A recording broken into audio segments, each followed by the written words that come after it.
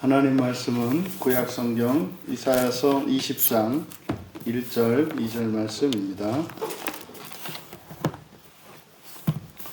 우리가 찬 목소리로 함께 읽겠습니다. 아수르의 사르곤 왕이 다르단을 아스돗으로 보내매 그가 와서 아스돗을 쳐서 취하던 해니라. 그 때에 여호와께서 아모스의 아들 이사야에게 말씀하여 이르시되 갈지어다 내 허리에서 배를 끄르고 내 발에서 신을 벗을지니라 하시매 그가 그대로 하여 벗은 몸과 벗은 발로 다니니라. 아멘.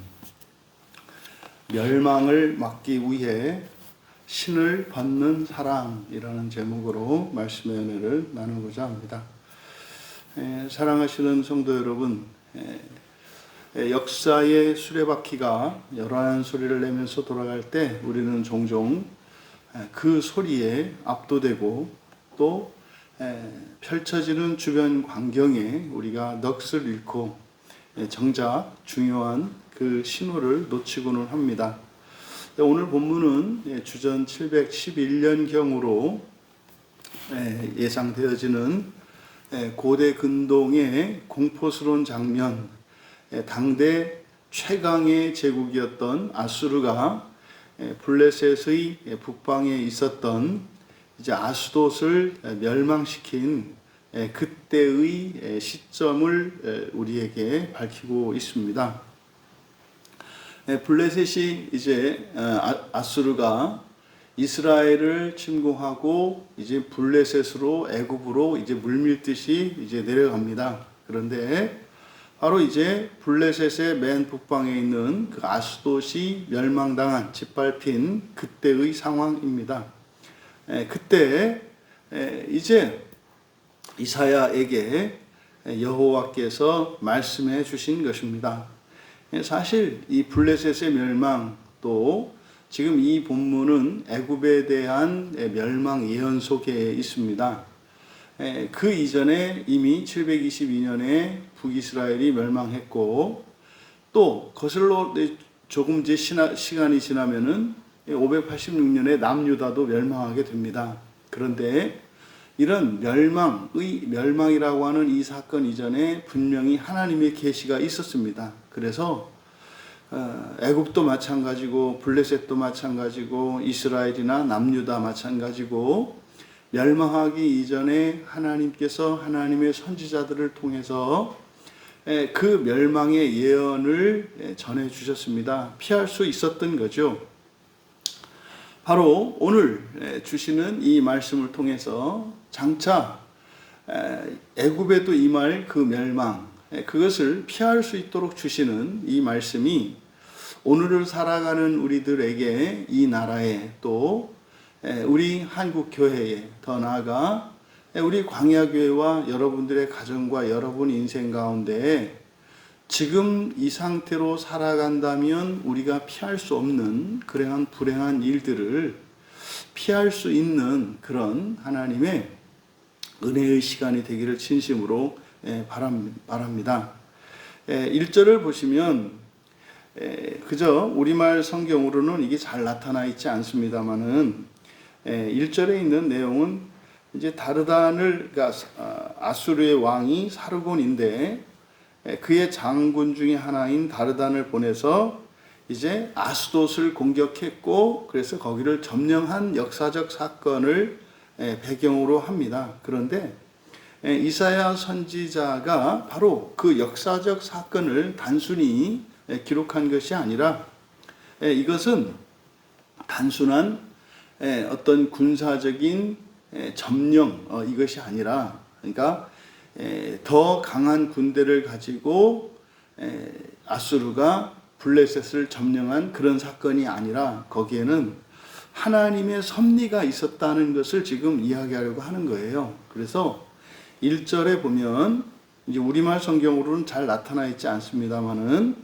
다르단이 아스돗에 들어온 해 그리고 아수르 왕 사르곤이 그를 보낸 때, 그래서 이 때를 두 때로 구분을 합니다. 그러니까 아수르 왕이 보낸 때와 그리고 다르다니 아스돗에 들어온 것은 일련의 사건인데 본문은 의도적으로 그 때를 구분해서 쓴단 말이에요.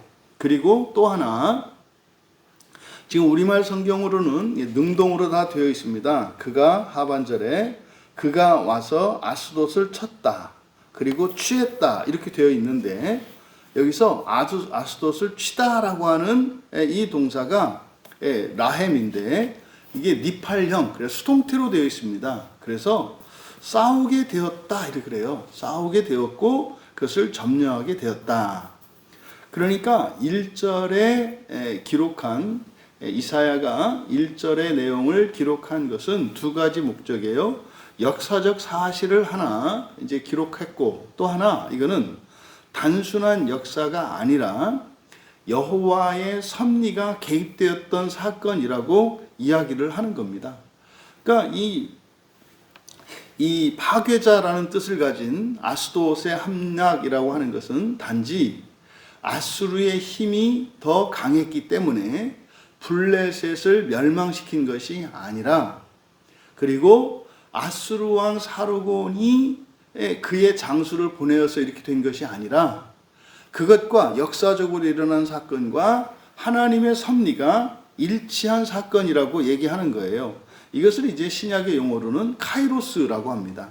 그러니까 역사적 우리가 눈에 보기에는 그저 사람들의 이렇게 의해서 이 힘의 강약과 우열 또 이런 세력과 여론 이런 거에 밀려서 어떤 일이 그냥 일어나는 것 같지만 거기에는 하나님의 섭리가 개입되어 있다는 것을 지금 1절에서 밝히고 있는 거예요. 그래서 여러분, 세상 사람들은 그저 세상에 일어나는 일을 그저 힘의 논리로 이렇게 해석을 합니다만, 그래서 강한 자가 약한 자를 먹어치우는 이런 약육강식의 원리가 역사 속에 어떤 역사의 원리라고 생각을 하는데 그렇지 않다는 겁니다.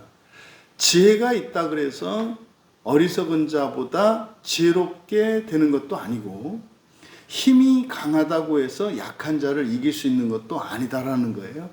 중요한 것은 하나님의 뜻이 중요하다라고 하는 것을 지금 1절에서 밝히고 있습니다.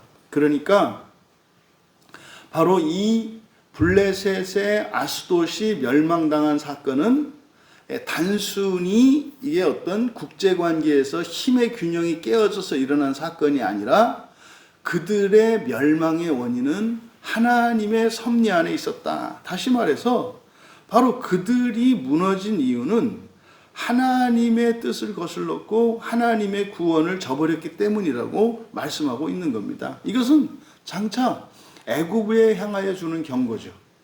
애굽에게. 그리고 사실 이것은 아직 역사적으로 멸망당하지 않은 남유다에 대한 경고이기도 한 겁니다.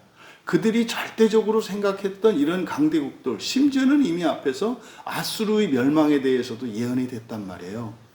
여러분, 성경에 얼마나 많이 그 하나님의 섭리가 역사를 이끌어간다, 한 개인의 인생을 이끌어간다, 이게 얼마나 많이 기록되어 있습니까? 그런데 오늘을 살아가는 우리의 현실 속에서 자꾸만 그것을 망각해버리고 성경에 기록된 그런 수많은 멸망의 사건들을 계속 반복해서 뒤따라가고 있는 것을 보게 됩니다. 부디 정말 우리들이 이 말씀을 통해서 우리 인생 앞에 드리워진 이 불행한 사건들, 이런 환난과 재난들, 무엇이 예고되어 있는지를 깨닫고 그 모든 것들을 피하고 극복할 수 있기를 진심으로 바랍니다. 2절은 이렇게 시작을 합니다. 그때에 여호와께서 이렇게 그때에, 여기서 그때에라고 하는 이것은 무엇이겠습니까? 이제 블레셋의 아스돗이 멸망한 때고 하나님의 섭리와 그리고 역사가 일치한 카이로스 때를 말하는 거예요. 그때에 여호와께서 아모스의 아들 이사야에게 말씀했다. 우리말 성경으로는 간단하게 이렇게 기록해 놓았습니다만 여기가 굉장히 독특한 표현입니다. 아모스의 아들 이사야에게, 그냥 단순히 이사야에게 말씀이 임했다 이렇게 되어 있는데, 원문에 보면은 그대로 직역을 하면 이사야의 손에 이렇게 되어 있습니다. 이사야의 손에 말씀하셨다. 이사야의 손에, 그러니까 이사야의 손으로 또는 이사야의 손을 통하여 말씀하셨다 이렇게 되는 겁니다. 그러니까 이거는 하나님의 직접적인 계시와 또 선지자를 통한 대리적 계시인 것을 나타내요. 그래서 그 계시는 여호와 하나님의 직접적인 계시라는 거. 근데 그 계시가 선지자의 손을 통해서 나타난다는 거. 그러니까 이게 이중적인 의미가 있습니다. 하나님의 완전하고 절대적인 이 계시가 불완전한 그리고 무능력한 힘이 없는 한 선지자를 통해서 계시된다는 거예요. 이 긴장이 있습니다. 예, 완전하고 절대적인 하나님의 계시. 그런데 그 계시의 전달자로 쓰임 받는 이사야의 손, 이건 그러니까 한 개인의 손이에요. 그러니까 이거는 선지자마다 능력이 다르고 선지자마다 상황이 다를 수가 있어요. 그리고 이 손에 대한 주권은 선지자가 가지고 있어요. 그러니까 하나님의 계시가 선지자를 통해서 이 시대에 선포가 돼요. 그러니까 요 중간에 선지자라고 하는 중보적 위치에 있는 선지자의 역할이 얼마나 중요한지, 그래서 선지자에게 책임과 사명이 있다는 것을 나타내고, 또 한편으로는 선지자에 따라서 다를 수 있다는 거예요. 왜? 그 손이 다르니까. 그러니까 어떤 선지자에 따라서 다르다 이 말이에요. 그리고 그 손에 대한 주권을 선지자가 가지고 있으니까 사실상 여호와의 계시라 할지라도 그것이 온전하게 전달될 것인지 아니면 어느 정도 감하여 전달될 것인지, 이런 사실은 오류의 가능성이 놓여 있어요. 이게 지금 여기서 밝히고 있는 이사야의 손에 말씀하셨다라는 겁니다. 하지만 중요한 건 뭡니까? 바로 그 계시는 완전한 계시인데 선지자에게 책임과 또 그에게 어떤 주권, 자유 선택의 의지가 주어져 있지만 사실은 그것에 대한 절대적인 확실성과 보증을 또한 동시에 품고 있는 거예요. 이게 이제 우리가 살아가는 인생도 마찬가지입니다. 하나님께서 이 세상을 창조하시기 전에 세우신 계획은 완전하고 절대적입니다. 그런데 그것이 역사 속에서는 우리에게 어떻게 해요? 선택의 자유를 주셨다. 선택에 의해서 사실은, 그리고 개인마다 굉장히 다양한 과정을 거쳐서 하나님의 뜻이 이루어지는 거죠. 이게 이제 우리는 하나님의 뜻이 분례, 확실한 확정된 변하지 않는 분례의 뜻이 있고, 또 우리의 선택에 따라서 결과는 다르지 않겠지만 중간 과정이 달라질 수 있는 딜레마, 이게 있다는 걸 알고, 또 하나 선택할 수 있는, 현재적으로 선택하는 바로 그노메라고 하는 이 세 가지 뜻이 있다는 것을 알아요. 그러니까 바로 여기서 선지자의 손에 그 여호와의 계시가 임했다라고 하는 이 말씀을 통해서 바로 지금 블레셋의 멸망의 사건이 하나님의 섭리에 의한 것임을 이사야에게 가르쳐 주셨는데, 그러면 그것이 사람들에게 선포될 겁니다. 알려질 겁니다. 그런데 거기에는 분명히 한계가 있어요. 이사야가 이해한 대로, 그리고 이사야가 말할 수 있는 만큼. 그래서 여기에는 어떤 이사야의 선택 주권도 있고 하나님의 절대 주권도 있어서 바로 이러저러한 가변적인 어떤 변화도 있지만, 하지만 하나님의 뜻은 반드시 절대적으로 이루어지고야 만다라고 하는 사실을 가르쳐 줍니다.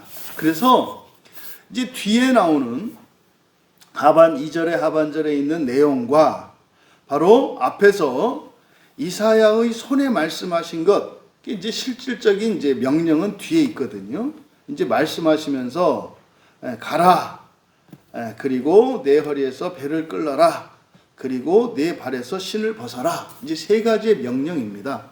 그런데 앞에 손에 임했다, 이사야의 손에 말씀하셨다라고 하는 이것은 사실은 뭐예요? 이거는 선지자가 선택할 수 있는 여지가 있어요. 그러니까 이제 뒤에 있는 내용을 보면 이제 첫 번째 명령이 가라라는 명령이에요. 근데 가라, 이게 하라크라고 하는 말이 단순히 가라는 게 아니라 여호와의 명령에 순종하는 것, 그리고 우리 신약의 용어로 이야기하면은 자기 십자가를 지고 그리스도께서 가신 길을 따라가는 것, 첫째 부활을 향해서 가는 것, 사랑의 계명을 지키는 것, 요게 이제 하라크이거든요. 근데 지금 이사야는 이스라엘에 있어요. 근데 지금 멸망당한 곳은 블레셋의 아스돗이에요. 그러면 여기서 가라라고 했을 때 문자적으로 가는 것을 의미할 때는 어디로 가야 돼요? 아스돗으로 가야 돼요. 그런데 이 가라라고 하는 이 말이 단순히 실제로 우리에게 이동만 나타내는 것이 아니라 일상생활을도 나타낸단 말이에요. 그러니까 여호와께서 이사야에게 주셨던 세 가지 명령 중에 첫 번째 가라고 하는 명령은 이사야가 선택할 수 있어요. 블레셋에 멸망당한 아스돗으로 가든지 아니면 지금 멸망당한 이스라엘에서 하든지, 그것은 선택의 여지가 있다는 거예요. 그런데 이 내용 자체가 되게 충격적이죠. 가라. 가면은 예를 들어서 뭐 아스돗으로 가든지 이스라엘에서 있든지 이제 주신 말씀, 이 두 가지 뒤에 있는 행위를 계속 해야 되거든요. 근데 뒤에 있는 내용이 파격적이에요. 내 허리에서 배를 끌고 라고 되어 있는데 이 배라고 번역한 이 단어는 사실상 자루입니다. 자루. 그러니까 야곱 가나안 땅에 가뭄이 들었을 때 애굽이 그 아들들을 보내가지고 요셉이 총리가 있는 애굽으로 보내서 거기서 곡식을 실어 오잖아요. 그때 곡식을 담는 자루. 그러니까 1차적으로 이 배라고 번역한 이 단어가 자루를 의미해요. 그런데 이 자루는 성경에서 언제 사용되냐면 이제 크게 애통할 때, 이제 야곱이 요셉이 죽었다는 얘기를 들었을 때 피 묻은 요셉의 옷을 보고 그때 자식의 죽음을 애통해할 때 자기가 입고 있던 평상복을 찢어버리고 그때 이제 베옷을 입습니다. 이때 베옷은 이스라엘 사람들에게 있어서 애통을 표시하는 그런 표시예요. 우리나라에서 장례를 지낼 때 베옷을 입지 않습니까? 이거는 이제 문화적인 배경은 좀 다릅니다만 바로 이스라엘 사람들에게 있어서 베옷을 입는다라고 하는 것은 바로 애통, 아주 큰 슬픔을 의미합니다. 그러니까 지금 먼저 베옷을 벗고라고 되어 있는데 이 베옷이라고 하는 이 배로 나타낸 이 베옷이라고 하는 것은 먼저 이전에 어떤 일이 있었던 거예요? 평상복을 찢어버리고 베옷으로 갈아입은 거예요. 근데 배는 무엇을 의미한다? 애통을 의미한다 그랬죠. 그러니까 지금 아스돗이 어떤 상황입니까? 나라가 멸망당했어요. 그러니까 아스돗 국민들은, 백성들은 어떤 상태예요? 크게 애통해하고 있는 상태입니다. 그러면 그거는 지금 이스라엘도 마찬가지죠. 나라를 잃었어요. 그래서 나라를 뺏겼기 때문에 온 국민이 큰 슬픔에 빠져 있습니다.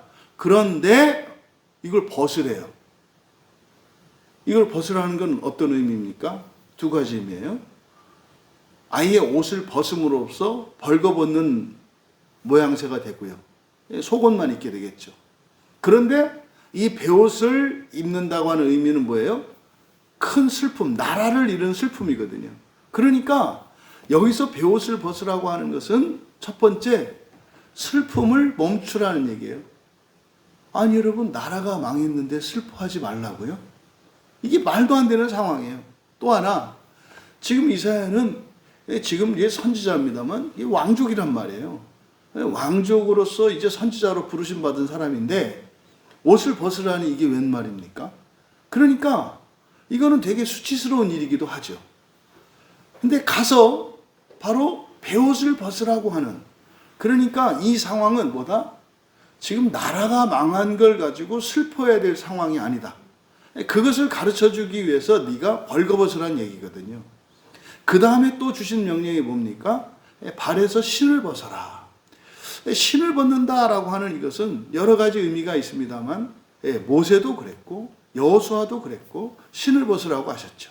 근데 이 신이라고 하는 것은 사실상 이게 오늘날과 같은 어떤 사치품이기보다는 이거는 생필품이고 굉장히 중요한 거죠. 그런데 그때 당시에 이런 노예들이나 또 이런 신분이 비천한 사람들이나 아주 가난한 사람들은 신을 신을 수가 없었어요.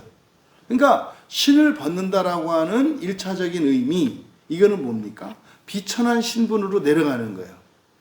또 하나, 이스라엘 사람들에게 있어서 신발이라고 하는 것은 기업물을, 권리를 상징하거든요. 그러니까 그 권리를 포기하는 게 됩니다. 자기 신분을 내려놓는 게 됩니다. 그러니까 가서 바로 베옷을 벗고 내 발에서 신을 벗으라고 하는 이 명령은 멸망당해서 나라가 망해서 울고 있는 이들에게 더 이상 슬퍼하지 말라고 하는 것이고, 그리고 그 메시지를 전하기 위해서 자신의 수치를 드러내고 자기의 신분과 명예, 자존심, 모든 권리를 내려놓으라는 명령입니다. 그러니까 바로 이사야는 그렇게 말씀하신 그 명령을 그대로 행했다, 이렇게 이야기를 합니다. 아니, 여러분 생각을 해보세요. 그때 당시에 멸망한 나라로 사실 보면은 블레셋으로 가지는 않았죠, 이사야가. 이스라엘에서 그것을 행했죠.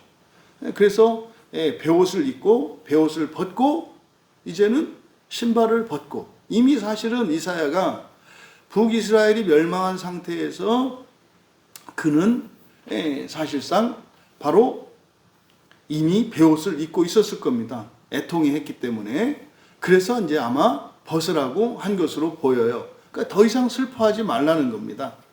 그런데 이게 뒤에 가면은 애굽에 대한 예언이라는 것을 나타냅니다. 그러니까 지금은 슬픈 것도 아니다, 이 말이에요. 이건 지금 나라가 망했다 그래서 끝난 게 아니다. 사실은 이게 베옷을 벗고 신발을 벗고 이것은 사실 지금이 최악이 아니다. 지금이 너희들이 그렇게 애통해야 할 때가 아니다. 더 큰 애통이 있다고 하는 예고거든요. 그 뭐냐면 사실상 포로로 끌려가는 걸 말합니다. 그러니까 여러분, 우리가 인생을 살면서 어떤 어려운 상황을 만났을 때 최악이라고 생각할 때가 있는데, 여러분 지옥이 임할 때까지는 최악이 아니에요. 이 세상에서는 아무리 정말 끔찍한 상황에 처했다 하더라도 그거는 절대로 최악이 아니라는 것을 가르쳐 주는 겁니다. 아마 이렇게 정말 나이 먹고 또 선지자고 왕족이었던 이사야가 베옷을 벗어던지고 신발도 벗고 맨발로 다니면서 하나님의 계시를 전했을 때 아마 주변 사람들은 이사야가 미쳤다고 생각을 했을 겁니다. 그리고 추태라고 생각했을 겁니다. 어떻게 선지자가 저럴 수 있는가? 그런데도 이사야는 묵묵히 그 길을 갔습니다. 왜 그랬을까요? 왜 그랬을까요? 자신의 수치와 그런 비참한 모습을 통해서 사실은 정말 이 이스라엘이 멸망당하지 않고 회복되기를 바라는 바로 정말 그 사랑, 나라와 국민들에 대한, 민족에 대한 그런 사랑이었을 것입니다.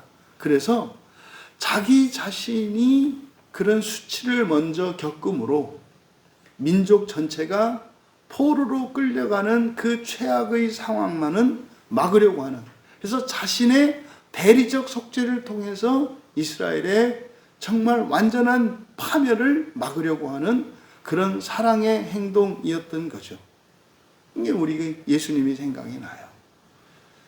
예수님이 십자가에 오르시고 못 박히시고 죽으시고 지옥에 내려가시고 하셨던 이것은 무엇입니까?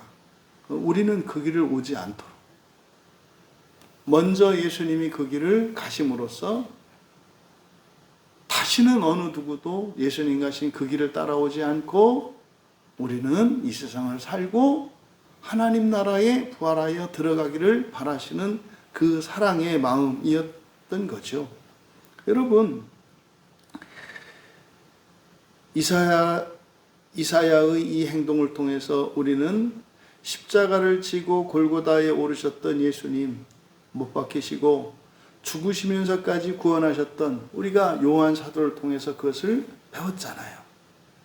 바로 이사야의 이 비참한 이 모습, 또 십자가에 오르시고 못 박히셨던 그 주님의 그 모습에서 우리는 애통해야 할 것이 아니라 하나님의 사랑을 봐야 합니다. 그리고 하나님 말씀에 순종하여 또 예수님이 감당하셨던, 이사야가 감당했던 그 선지자적 사명을 우리가 감당하며 살아야겠습니다. 왜요? 그렇게 함으로써 영원한 수치와 멸망을 피할 수 있게 하기 때문입니다. 우리 자신만이 아니라 이 세상의 모든 사람들, 여러분들이 사랑하는, 어쩌면 여러분들이 한 번도 본 적이 없었던 여러분들의 부모와 조상들에게 이르기까지 그 멸망을 피할 수 있게 하기 때문입니다. 여러분, 역사를 분별할 수 있는 영적인 안목을 가지시는 여러분 되시기를 바랍니다. 현상에 일어나는, 역사 속에서 일어나는 이 모든 일에는 하나님의 계시가 담겨 있습니다. 그것을 볼 수 있는 그런 영적인 안목을 가지시기 바랍니다. 그래서 나라와 세계, 또 우리 개인사에 있어서 일어나는 이런 일들을 통해 하나님의 뜻이 무엇인지, 그리고 우리에게 가르쳐 주시는 경고의 메시지가 무엇인지를 읽어낼 수 있는 우리 모두가 되기를 바랍니다. 거기에 그칠 것이 아니라 그 메시지를 우리가 듣고 순종해야 하죠. 순종해야죠. 이사야에게 가라고 하셨고 베옷을 벗으라 하셨고 신발을 벗으라고 하셨던 것처럼 우리에게 무엇인가를 요구하시는 그것은 베옷을 벗고 신을 벗는 이 행위는 무엇입니까? 우리가 회개하는 일입니다. 우리가 마음을 찢고 우리가 마음을 베어내고 우리의 삶을 바꾸는 겁니다. 이것이 이사야에게 주셨던 오늘날 우리에게 주시는 명령인 것을 기억해야 합니다. 그러면 여러분, 우리가 세상이 이러니 저러니 할 필요 없습니다. 나 한 사람이면 됩니다. 그러니까 세상이 이렇게 멸망으로 치달을 때 나만 피하면 돼 하는 자세가 아니라 오히려 내가 그 시대와 나라와 민족의 멸망을 막기 위하여 그 사랑으로 하나님의 뜻을 행할 수 있는 우리 모두가 되기를 바랍니다. 그래서 나만 살기 위해서 살아가는 세상의 정신이 아니라 세상을 살리기 위해 정말 신을 벗겠노라, 베옷을 벗겠노라 다짐할 수 있는 우리 모두가 되시기를, 그래서 이 나라와 민족과 모든 공동체가 소망이 있기를 주님의 이름으로 축원합니다. 하나님 아버지, 멸망해 가는 세상을 향해 맨발로 걸으며 경고했던 이사야의 그 마음과 사랑을 배웁니다. 그리고 우리를 구원하기 위해 십자가를 지시고 모든 수치를 당하신 예수님을 바라봅니다. 저희가 세상의 소리에 휩쓸리지 않고 하나님의 섭리를 보게 하여 주시옵소서. 저희의 자존심과 고집의 신발을 벗고 주님 말씀에 순종하게 하소서. 그리하여 이 시대를 깨우고 죽어가는 사람들을 살리는 사랑의 선지자가 되게 하옵소서. 예수님의 이름으로 기도하옵나이다.